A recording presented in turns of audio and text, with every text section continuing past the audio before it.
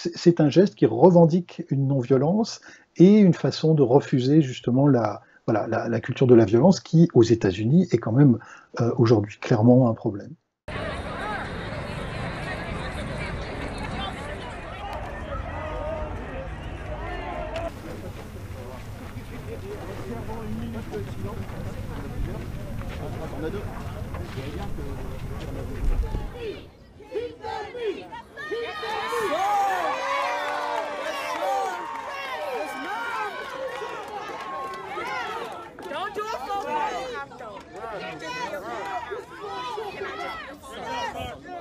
On a pas mal utilisé des signes de force, des signes pour manier. Vous voyez le point levé, qui est devenu aussi par exemple un emblème féministe. Alors, ce qui est intéressant, c'est de voir qu'effectivement ce geste aujourd'hui finalement est renversé et que ce qui est revendiqué, c'est plus un geste de puissance, un geste de force, mais au contraire un geste qui refuse la violence, un geste qui au fond indique l'arrêt, hein, quelque chose. On s'arrête de.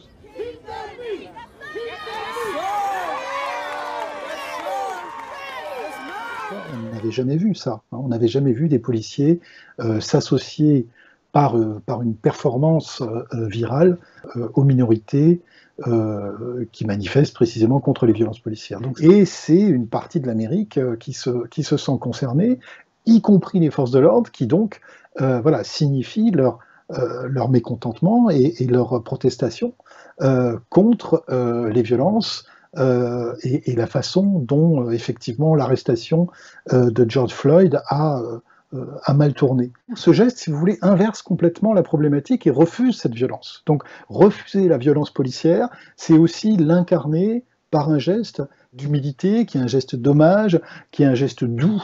Un policier peut ne pas être d'accord avec cette culture viriliste de la violence qui s'exprime dans ces arrestations.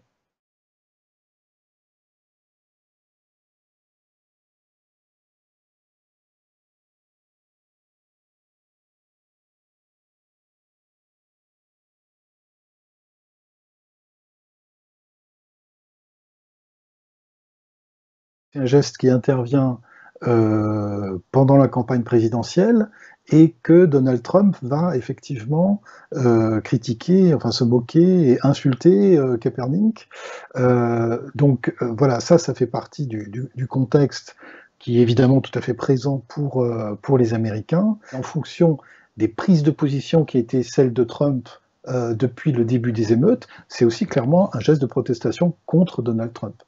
Et clairement, ça indique une fracture au sein de la société américaine. Le fait d'incarner par un comportement qui peut être facilement imité et compris est effectivement une nouvelle façon, voilà, avec les slogans, les autres outils de la manifestation, de marquer dans son corps quelque chose, un message, et en l'occurrence un message de protestation. On peut s'attendre à ce que ça se multiplie dans les jours qui viennent, tant en termes à la fois d'hommages et de gestes non violents, de gestes qui refusent la violence.